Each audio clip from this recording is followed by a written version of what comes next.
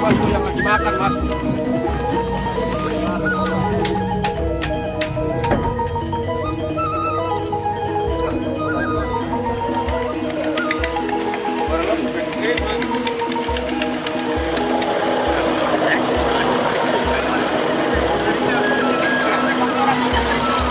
Orang ibu video kan.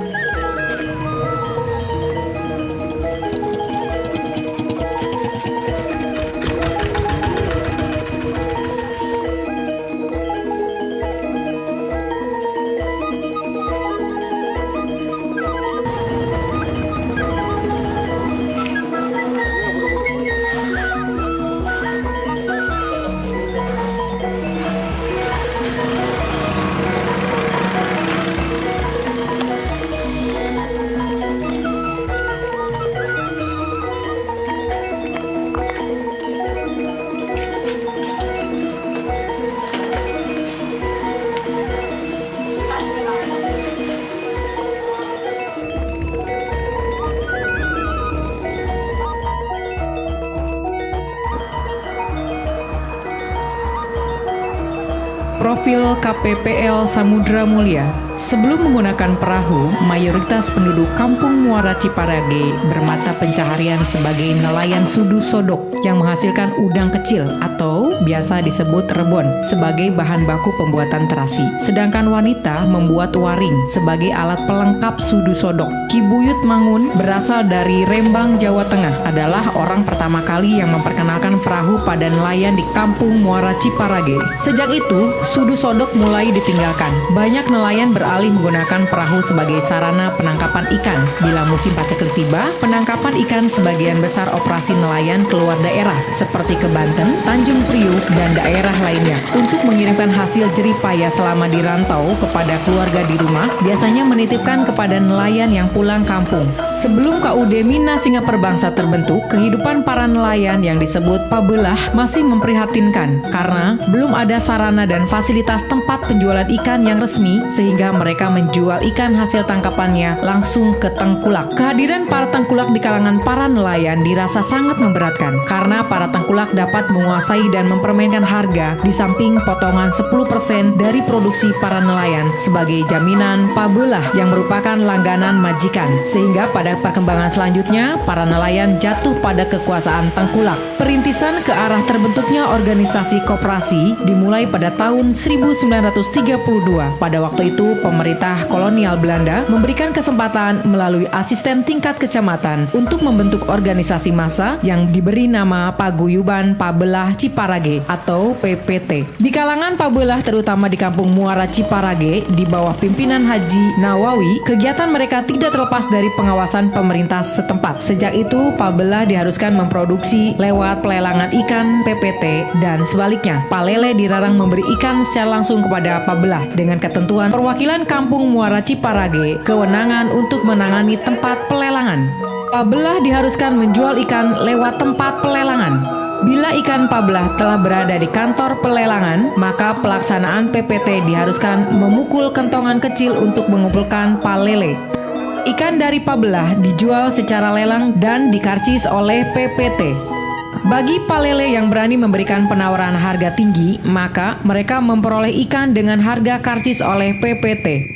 Pabelah dilarang meminta pembayaran secara langsung kepada palele, tetapi harus kepada PPT. Sebaliknya, palele juga dilarang membayar langsung kepada pabelah, tetapi harus kepada PPT berdasarkan harga yang tercantum pada karcis pembelian dari PPT. Pabelah dikenakan potongan 10% dengan perincian pajak upeti untuk pemerintah kolonial Belanda 6%, honor pengelola PPT 1%, biaya administrasi pelelangan 0,5%, dana desa atau dana pembangunan daerah kerja 0,5%, tabungan pabelah yang akan dibagikan pada musim paceklik setahun sekali 2%. Ketika Jepang masuk ke Indonesia pada tahun 1941, R. Muhtar dan Hanan berinisiatif dengan mengajak Cariwan agar PPT dibubarkan dan berganti Komiai dengan susunan pengurus. Ketua Haman, Wakil Ketua R. Muhtar, Sekretaris Uja, Bendahara Mijan atau Haji Gofura. Tahun 1944, situasi di Indonesia sedang terjadi perang melawan Jepang, maka Komiai dibubarkan. Tahun 1945 sedang terjadi pergolakan melawan sekutu sehingga penjualan ikan meskipun dapat dijalankan tetapi kegiatan tidak terkoordinir dengan baik. Kemudian pada tahun 1946 muncul kembali perintisan untuk membentuknya Koperasi Perikanan Laut atau PKL sebagai langkah lanjutan dari PPT dan Komiai dengan susunan pengurus. Ketua ONI, Wakil Ketua Taban, Sekretaris Sardini, Bendahara Raskam. Pada tahun 1961 Ketua Koperasi Perikanan Laut mulai merintis untuk memperoleh badan hukum dengan menggunakan nama KPL Samudra Mulia dan memperoleh badan hukum dengan nomor 1606-7 Romawi-1966 tahun 1968 sampai dengan tahun 1973 KPL Samudra Mulia dibekukan oleh Pemda Daerah Tingkat 2 Karawang dan diganti dengan TPI Pemda Kabupaten Karawang di bawah naungan Dinas Perikanan dengan menempatkan Mustafa sebagai manajer. Pada tahun 1974 sampai dengan tahun 1977, TPI Pemda atas dasar SK Bupati Daerah Tingkat 2 Karawang dicabut dan diganti dengan Koperasi Nelayan Indonesia atau KNI. Dengan nama KNI Samudra Karya di bawah pimpinan Sarwono dikoordinir Kodim Kabupaten Karawang. Pada tahun 1978, KNI Samudra Karya dibubarkan dan diganti dengan TPI BUUD di bawah naungan Dinas Perikanan Kabupaten Daerah Tingkat 2 Karawang dengan manajer Emon Marjuki dibantu oleh penduduk setempat yaitu Sarbini. Kemudian pada tahun 1979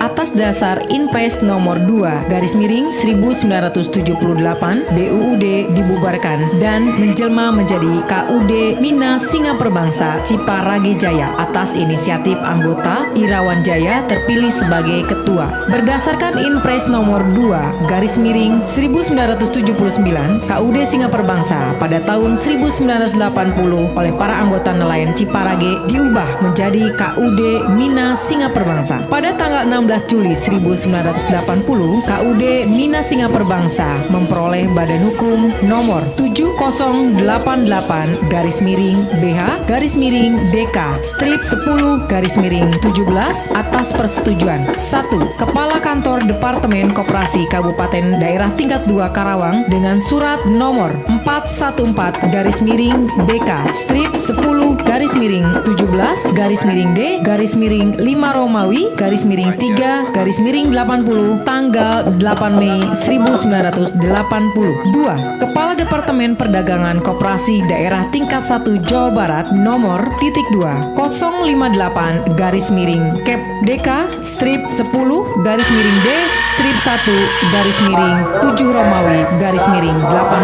tanggal 16 Juli 1980 serta penyerahan anggaran dasar dan anggaran rumah tangga. Pada masa inilah KUD Mina Singa Perbangsa menemui kendala dalam usaha antara lain disebabkan adanya saingan pelelangan ikan Muara Barat yaitu KPLD Jaya Laksana yang dipisahkan oleh Sungai Cibulan-Bulan. Banyaknya bakul atau pengepul menyaingi pemasaran udang jerbung dari hasil nelayan dengan cara timbang. Nelayan diberi fasilitas pinjaman dan dipenuhi kebutuhannya dengan maksud agar para nelayan menjual produksinya kepada pengepul. Pada perkembangan selanjutnya, KUD Mina Singa Perbangsa mengalami pasang surut serta perubahan, mulai dari perubahan pengurus badan pemeriksa dan penggantian badan hukum. Pada tanggal 17 Juli 1979 terjadi perubahan anggaran dasar dan pergantian badan hukum nomor 7008-DK-10-17 tertanggal 16 Juli 1980 menjadi nomor 7008-A-BH-KWK-10-9 tertanggal 17 Juli 1989. Dengan adanya pergantian badan hukum tersebut, maka unit usaha yang dilakukan adalah 1. Unit usaha TPI, 2. Unit simpan pinjam, 3. Unit waserda, 4. Unit saprokan. Dari sejak itu, KUD Mina Singa Perbangsa sampai sekarang mengalami beberapa kali pergantian kepengurusan. Yang pernah menjabat ketua KUD Singa Perbangsa antara lain tahun 1982 dijabat oleh M. Ating, tahun 1991 dijabat oleh Ralim, tahun 1993 dijabat oleh Ikin Sodikin, tahun 1998 dijabat oleh Jamhur, tahun 2000 dijabat oleh Dul Kasan, tahun 2001 dijabat oleh Dr. Andes Warim Abdul Karim, tahun 2002 dijabat oleh Sarip, tahun 2004 dijabat oleh Ogin S. Berdasarkan hasil RAT ke-30 yang diselenggarakan pada tanggal 27 Mei 2009, terpilih kepengurusan baru masa bakti 2009-2014 dengan kepengurusan sebagai berikut. Ketua Jejen Zainal Mutakin, Sekretaris Haji Warsan, Bendahara Risna.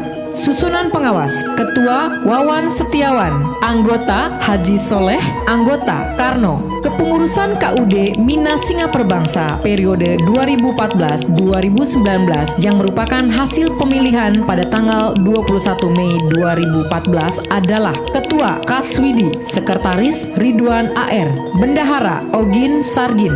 Susunan pengawas: Ketua Budianto SH, anggota Darmin, anggota Karno. Agustus 2015, Kaswidi, ketua baru, hasil pemilihan tanggal 21 Mei 2014 meninggal dunia karena penurunan kesehatan. Tampuk dipegang oleh Ridwan AR dengan manajemen meneruskan gaya orde sebelumnya. Pada tanggal 3 Oktober 2015 dilakukan rapat anggota luar biasa untuk menentukan arah masa depan organisasi. Dari rapat ini terpilihlah Budianto SH, sosok muda yang berkepribadian dan berkarakter kuat serta dinamis sebagai ketua baru untuk memimpin KUD Mina Singa Perbangsa. Rapat ini menghasilkan kepengurusan sebagai berikut.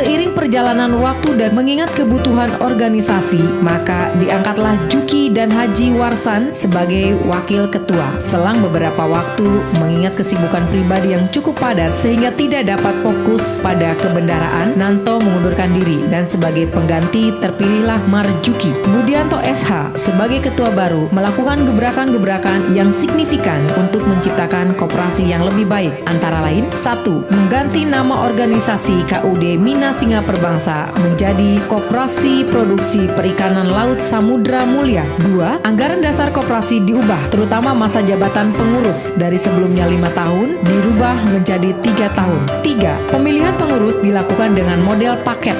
4. Untuk menolong kehidupan para anggota, maka perubahan dilakukan dengan cara menyeragamkan persentase potongan hasil raman dari 10% menjadi 16% tanpa melihat batas raman. 5. Manajemen lama dirombak besar-besaran. Cara lama yang menimbulkan kerugian bagi anggota dan masyarakat umum dihapus sama sekali. 6. Kebutuhan mesin baru disediakan, meskipun anggota tidak memiliki uang cukup untuk membeli secara tunai. 7. Untuk membantu permodalan yang dibutuhkan para anggota, maka keran pinjaman dibuka lebar. 8. Perampingan karyawan dilakukan dalam rangka menempuh organisasi yang efektif dan efisien. Visi, membangun kesejahteraan nelayan bersama koperasi. Misi, pelatanan kebutuhan anggota secara optimal, peningkatan SDM anggota, peningkatan kesejahteraan keluarga anggota dan masyarakat umum.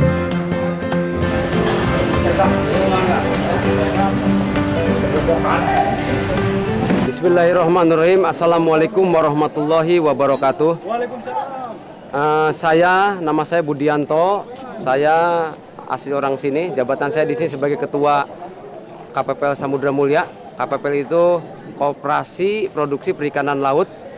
Tentunya saya sebagai pengurus punya program, diantaranya kaitan dengan masalah keanggotaan nelayan KPPL Samudra Mulia yang sudah berjalan selama 8 bulan ini. Tentunya ini juga bermanfaat untuk anggota nelayan kita. Namun ada beberapa program yang belum bisa saya terpenuhi kaitan dengan masalah permodalan bakul. Tentunya hal ini juga akan saya komunikasikan dengan pemerintah daerah karena memang pelelangan ikan kita ini sudah memberikan kontribusi sesuai dengan amanat Undang-Undang Nomor 28 Tahun 2009 tentang pajak dan retribusi daerah. Tentunya hal ini juga perlu ditompang dengan masalah perda. Perda ini yang nomornya nomor 3 tahun 2013 ini juga menyangkut masalah tentang penjualan ikan. Ada peraturan bupatinya nomor 106 yaitu yang isinya setiap hasil tangkap ikan di laut harus dijual di tempat pelelangan ikan. Kalau ada yang ditimbang, kalau ada yang tidak dilelang, maka kena sanksi pidana itu kurungan 3 bulan dan denda 50 juta. Nah, ini saya sampaikan tentunya kepada semua pihak, baik aparat yang tentunya juga mengawasi tentang keberadaan nelayan dan bakul, agar nanti kita juga bisa, program kita ini bisa berjalan. bagaimana menghimpun dana yang memang yang ditampung di KPPL kita bisa tersalurkan, entah tabungan hari raya, entah tabungan-tabungan yang lainnya, dana sosial, dana masjid, sehingga ini untuk pembangunan kita. Berkaitan dengan hal-hal yang lain, memang kita masih belum mendapat fasilitas yang belum maksimal, karena memang aturan kita yang membenturkan dengan adanya persoalan kaitan dengan masalah bagaimana sih tentang penertiban masalah aset dan lain sebagainya. Karena kalau kita ngebangun itu tentunya asetnya juga harus jelas. Kalau asetnya nggak jelas, maka pemerintah daerah, baik dana yang dari APBN, APBD Provinsi, APBD Kabupaten Kota, tentunya tidak akan turun.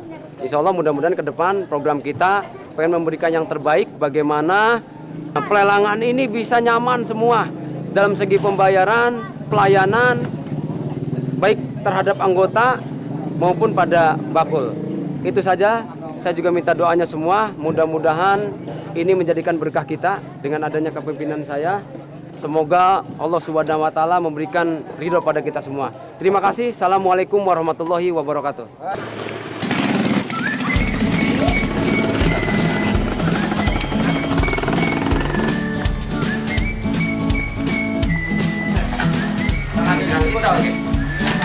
Assalamualaikum.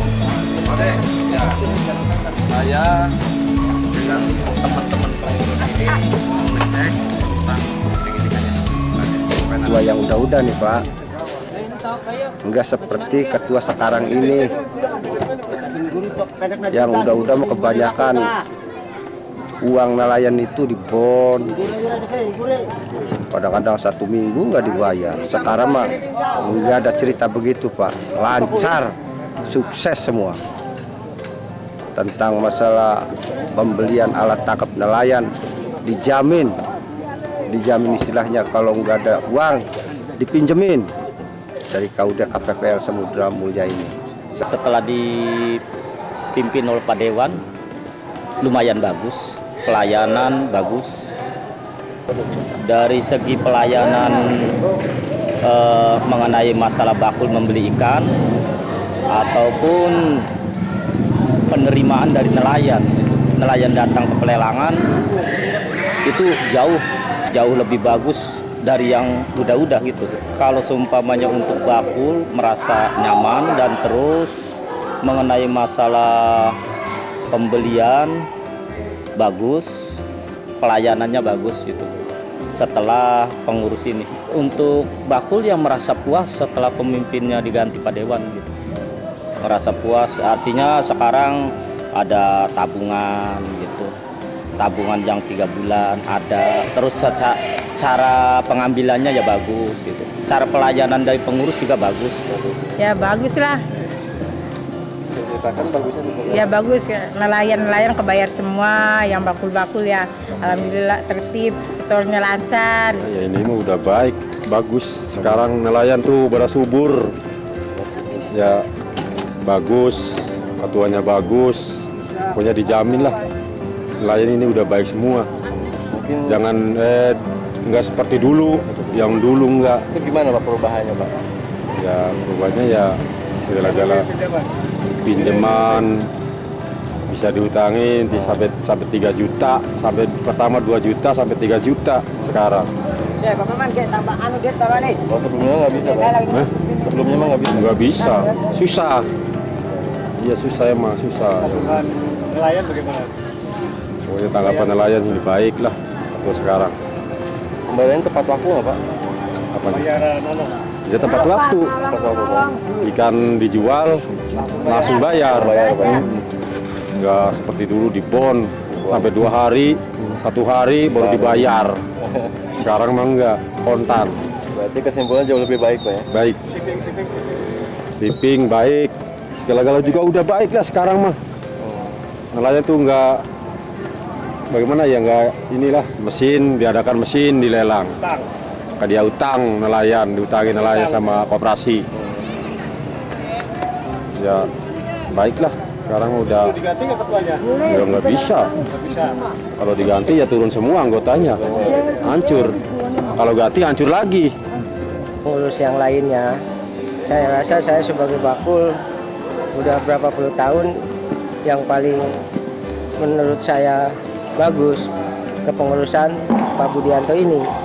Satu, bakul juga bisa sejahtera, nelayan juga bisa sejahtera. Perubahannya dari sistem bakul, istilahnya nggak ada utang piutang yang bertumpuk-tumpuk. Jadi bakul itu ditata sedemikian rupa oleh ketua yang sekarang itu. Jadi enggak apa istilahnya ya, enggak ugal-ugalan lah beli ikan tuh. Cara menerapkan peraturannya itu enggak pandang bulu, tegas. Enggak ini mah bakul ini, enggak ini mah bakul ini, tegas. Gitu. Sedangkan waktu ketua-ketua lain ada istilahnya dianakmaskan gitu. Jadi sekarang enggak ada. Gitu.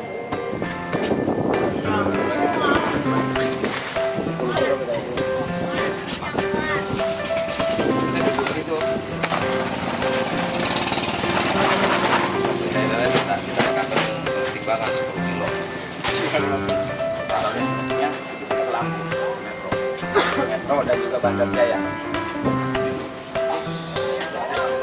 Semoga sukses.